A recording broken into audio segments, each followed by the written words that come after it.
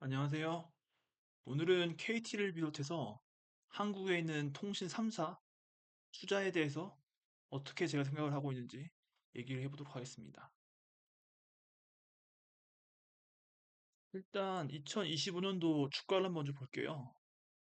올해 7월에 59,200원으로 고점을 찍었고, 그리고 11월 17일 기준으로 해서 5만 원 정도로 내려왔으니까 거의 한 20%, 올해 7월 고점 대비해서 한 20% 정도 내려와 있는 상황입니다.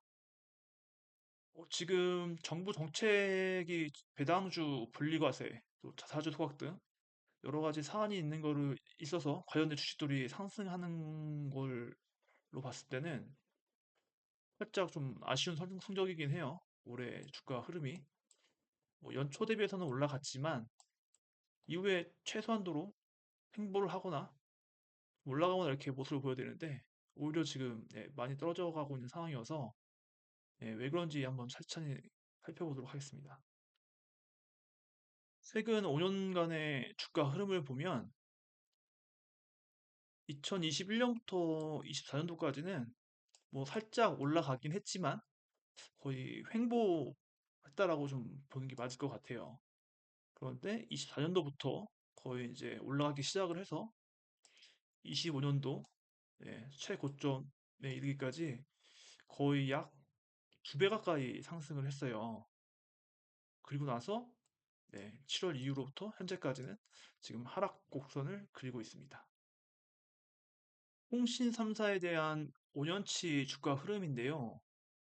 조금 전에 KT 5년 주가는 말씀드렸듯이 거의 횡보를 하다가 2024년도 들어서 이제 좀 상승하는 모습을 보였고, 그다음에 SK는 뭐 거의 일정하게 조금씩 조금씩 상승해서 5년간 35% 크게 높이 올라간 상승률은 아닙니다. LG U 플러스 같은 경우에는 2023년부터는 오히려 주가가 떨어졌어요. 2025년도를 자세히 보면 유플러스가 급격하게 상승을 했어요. 그리고 KT도 뭐 계속 상승을 하고 있지만 급격하게 높아지는 구간이 있습니다. 3월부터. 반면에 SK는 하락세를 보였는데 이거에 대한 이제 이슈가 있었어요. SK를 시작으로 해서 올해 3월부터 해서 해킹 이슈가 온 나라를 뒤덮습니다. 그래서 현재는 SKT 임원은 30% 정도 지금 감원이 된 상황이고, SKT에 이어서 KT도 해킹 이슈가 발생해서 이것도 좀 난리가 났었죠. 그리고 나서 최근에 또 LGU 플러스 또한 해킹 의혹이기 때문에 우리나라 통신 3사 전부 결국은 다 해킹에 노출된 걸로 보여집니다. 그러면 이런 이슈들이 지금 현재 어떻게 진행이 되고 있는지를 보면 SK텔레콤은 일단은 뭐지, 보상금이나 유심 교체 이런 것들을 이미 실시를 했죠. 3월달에 발생을 해서. 근데 아직까지도 이제 정확한 피해 규모가 나오지는 않은 상황입니다. 그리고 KT 같은 경우에는 어, 이제 결제가 무단으로 돼서 약 2억 4천만 원의 이제 금전 피해가 발생을 했어요. SKT하고 좀 다른 상황이죠. SKT 같은 경우에는 정보 유출이지만 이거는 정보 유출 플러스 예, 자동 결제가 돼서 금전적 피해가 발생된 상황입니다. 그리고 최근에 또 LG U 플러스 같은 경우에는 이전에 이제 KT랑 같이 의혹이 제기됐었는데 그때는 없었다라고 했다가 지금은 다시 해킹 사실을 인정하고 신고를 했습니다. 그래서 이런 식으로 해서 통신 3사가 다 해킹이 지금 당한 상황이고요. 이번에 해킹 사건으로 점유율에 좀 변동이 있을 것 같긴 한데 일단 2024년도 기준으로는 SK텔레콤이 41%, 그다음에 KT가 24%, LG 플러스가 19%, 나머지 알테폰이 16% 정도 점유하고 있는데 실질적으로 KT하고 LG 플러스하고 합한 점유율 값이 거의 이제 SKT랑 거의 비슷한 수준이에요. 그만큼 SK텔레콤이 점유율을 높게 하고 있는 상황입니다. 통신 3사에 대한 실적을 봐보면 점유율은 SK가 KT하고 LGU 플러스 합한 거와 거의 비슷한 수준이지만 매출액 규모에서 보면 KT가 월등히 높아요. 근데 이거는 KT는 통신업뿐만 아니라 다른 부동산 뭐 매각도 하고 관리 운영도 하고 다른 다른 업무들이 좀 많아서 그 관련된 수익이 합해지다 보니 지금 SK랑 LG보다는 좀 높게 나타나 있는 상황입니다. 뭐 이게 뭐 이건 연도에서 2022년부터 해서 5년까지 추정액인데 뭐 조금 올라가고 내려가고의 차이는 있는데 크게 변화가 눈에 띌 정도로의 변화는 보이지 않습니다. 분기도 마찬가지로 KT는 살짝 전분기 대에서 좀 내려왔고 SK도 좀 내려왔고 U 플러스 정도만 좀 이제 올라가고 있는 상황인데 뭐 그닥 큰 차이는 없습니다. 영업이익 같은 경우에는 KT가 2025년도에 압도적이죠. 똑같은 이유로 아까 지금 설명드렸듯이 그래서 높아져 있고 분기 같은 경우에는 지금 그 해킹 사건 때문에 지금 KT하고 SK는 엄청 많이 떨어졌어요. 반면에 상대적으로 LG U 플러스는 그 여파에 비해서 조금 좀 미미하게 반응이 되는 것 같습니다. 그리고 여기 KT 2024년도 4분기 실적이 좀 마이너스로 나는데 요거는 KT가 작년 4분기 때 가문을 했어요. 정리 희망퇴직하고 막 해서 그래서 요것 때문에 비용이 위로금 등 여러 가지 비용이 발생해서 여기 한 1조 정도 발생한 것 때문에 마이너스로 지금 나타나 있습니다. 단기 순이익을 살펴보면 일단은 SK가 눈에 띄게 져졌죠. 그리고 말씀드렸듯이 KT는 뭐 통신업 외에 다른 것들 때문에 매출이 좀 올라가 있는 수익 이익이 좀 많이 난 상태이고 그리고 요번에 전분기 대비해서 3분기를 보더라도 지금 SK 같은 경우에는 마이너스 났어요. 당기 순이익이. 그래서 좀 여파가 좀 크다. SK 입장에서는 이렇게 지금 보여집니다. 그래프상으로는. PER하고 PBR을 봐보면 KT 같은 경우에는 말씀드렸듯이 일시적으로 예, 그 희망퇴직금이 많이 발생이 돼서 이렇게 24년도에는 퍼가 높게 나왔고 지금 올해 예상은 거의 기존 해와 크게 차이가 없습니다.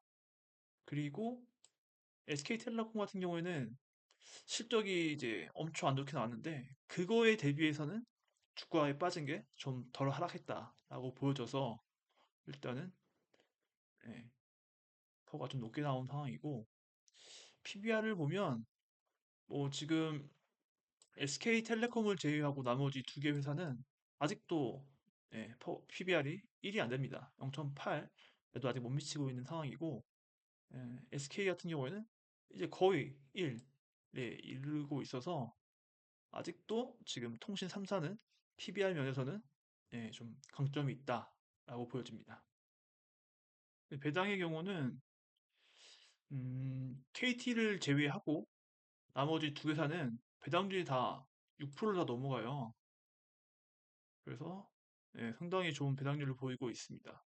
근데 KT 같은 경우에는 이미 자사주를 소각해 왔기 때문에 그 배당이 좀 낮더라도 자사주 소각에 따른 주가 상승분이 충분히 반영이 됐기 때문에 이거는 어느 정도 같은 수준이라고 봐도 무방할 것 같아요.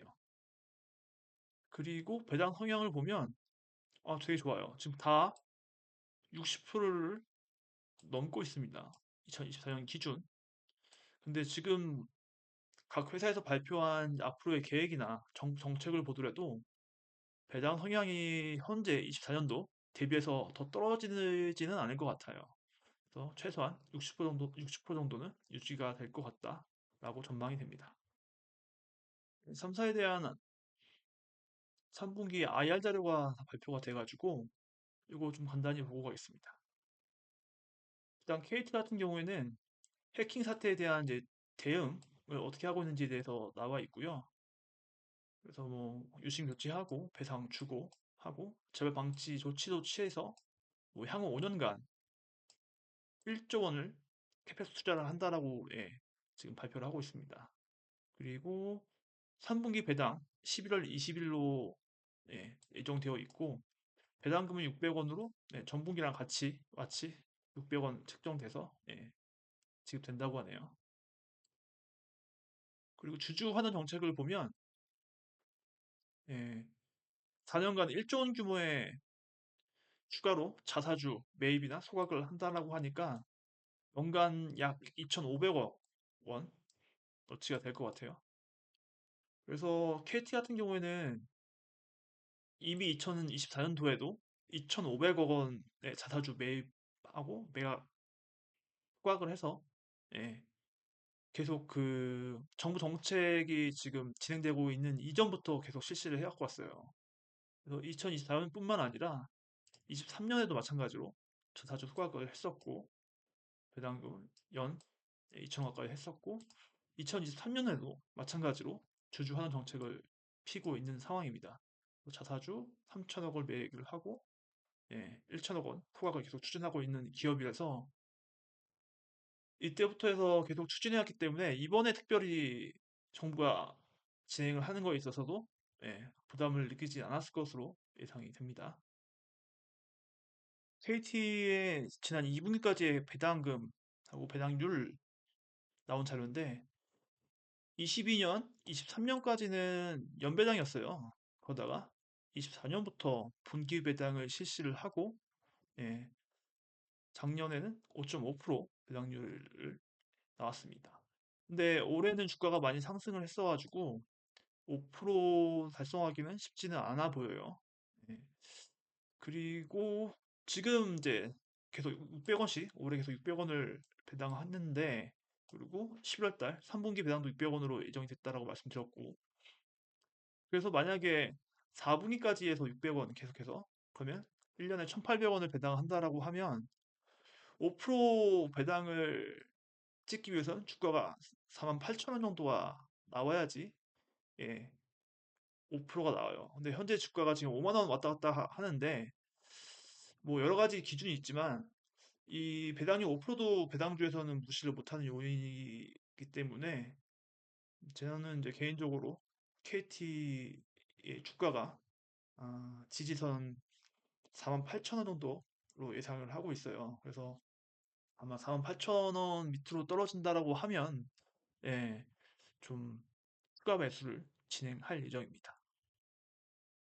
SK 3분기 아야저를 보면 일단 공지를 했습니다. 3분기에는 배당 미싱하기로 이미 공지를 했어요. 대회가 통과가 됐고 하지만 이미 과거 22년부터 해서 4년까지만 보더라도 배당률이 엄청 좋습니다. 7%대 나오고 뭐 작년에는 6.4% 정도 나왔네요.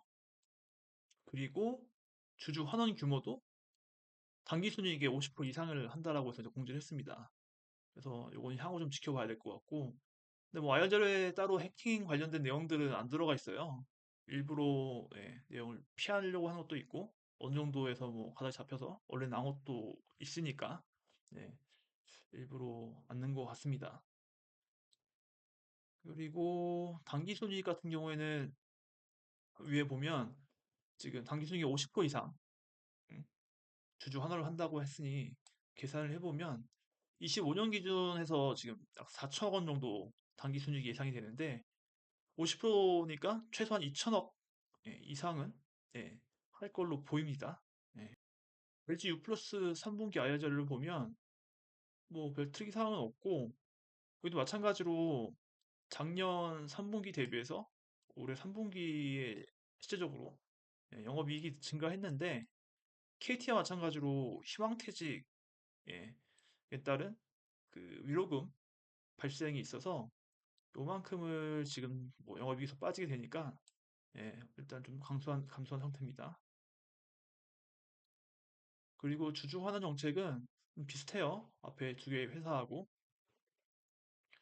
기존 보유하고 있던 자사주를 전력 소각을 하겠다라고 이제 발표를 했습니다. 이게 전체 대비해서 약 1.55% 되고 그 다음에 자사주 추가 매입을 800억 원어치 하겠다라고 얘기를 하고 있는데 매입하고 소각이라고까지 나와야 되는데 아직 소각이라고까지는 안 나왔어요. 일단 메인만 하고 보려고 하는 건지 아마 소각하겠죠. 그래서 구체적인 요거에 관련된 구체적인 내용은 이번 달에 다시 공시를 한다고 합니다. 기존에 보려고 했던 자사주 비율이 1.55%이고 주식은 678만 3천 9개의 주식을 가지고 있어요. 그래서 요거하고 아까 자사주 매입하겠다라고 했던 금액을 합해보면 보유를 1.5 주식 그다음에 18일 기준 주가로 하게 되면 약 1,025억 원이 됩니다. 요거랑 자사주 매입 금액 800억 원을 하게 되면 약 1,825억 원 어치를 갖다가 소각을 하게 된다라고 보여주면 될 것 같아요. 800억 원 같은 경우에는 지금 당기 순이익이 5,600억 정도 되니까 약 당기 순이익의 14% 정도에 해당이 됩니다. 그래서 이 통신 3사의 자사주 소각 금액을 좀 정리를 해보면 KT가 2,500억 원, SK가 2,000억 원, 그리고 LG유플러스가 1,825억 원 정도로 예상이 돼요. 이게 뭐 각자 다 규모도 다르고 실적도 다 상이하긴 한데, 그러니까 대략적으로 한 2천억 원 이제 안팎으로 해서 약간 좀 이제 수준이 이루어진다라고 보면 될 것 같습니다. 지금까지 통신 3사에 대한 실적하고 그 이슈들에 대해서 한번 정리를 한번 해봤는데요. 무엇보다도 우선적으로 안정적인 배당하고 꾸준한 배당 성장률이 가장 큰 강점이라고 생각이 돼요. 통신주에 대해서. 그리고 지금 각 회사마다 자사주 소각에 대한 이제 계획이나 실제로 하고 있는 회사들이 있기 때문에 이거에 대한 주가 상승 가능성도 가지고 있다라고 보여지고 무엇보다도 최근에 이제 배당소득 분리 과세 등 정부가 추진하고 있는 정책들이 있는데 이것들에 대해서 반사이익을 상당히 얻을 수 있는 요인이 있기 때문에 예, 앞으로의 전망이 저는 괜찮다고 보여집니다. 좋은 전망을 갖고 있긴 하지만 위험 요소가 아예 없는 건 아닙니다. 일단은 올해 이제 해킹 사건 이제 이 사건들로 인해서 아마 보안 강화에 더 많은 비용들이 들어갈 거예요. 그래서 이 비용 증가는 당연히 영업이익의 하락으로 나타나기 때문에 아무래도 이거에 대해서 위험 요인으로 작용할 수가 있고 그리고 테슬라 스타링크가 국내에 상륙할 예정입니다. 그래서 이에 따른 이제 수익성 약화가 우려가 되는데요. 보시면 일단 스타링크가 들어오게 되면 통신사의 사각지대 뭐 잘 안 터지는 데들 있죠. 그런 데들을 아예 위성 인터넷으로 바로 이동해서 여기 더 퍼지고 요거에 대한 좋은 점들이 부각이 되면 아마 고객들이 기존 통신사에서 이동할 가능성도 배제할 수 없습니다. 그리고 지금 현재 뭐 오게 되면 지상망하고 이제 위성망하고 통합을 할 이제 계획들을 발표하고 있는데 그랬을 경우에 약간 이제 헤게모니를 빼앗길 위험 요소도 있고 당연히 이제 테슬라라는 글로벌 기업에 대한 브랜드 가치가 높기 때문에 특히 젊은 소비 계층들은 테슬라 쪽으로 이동할 수 있는 가능성이 여전히 높습니다. 그리고 뭐 통신업에 대한 이제 특징인데 성장이 이제 다른 성장주에 비해서 이제 올라갈 수 있는 폭 자체가 크지가 않으니까 이거에 대한 한계성은 분명히 있습니다. 하지만 전 아직도 이제 제가 가지고 있는 주식이 있는데 이거는 제가 이제 보여드리기로 한 계좌에서 나온 이제 KT인데 아직 마이너스예요. 네. 다른 계좌에 있는 주식은 이제 플러스 형태이긴 한데 근데 일단은 뭐 계속 들고 갈 생각입니다. 그래서 앞으로 이제 4분기 실적 내년에 발표를 하겠죠. 하게 되면 그때까지도 지금 주가가 유지된다고 하면 아마 추가 매수할 것 같고요.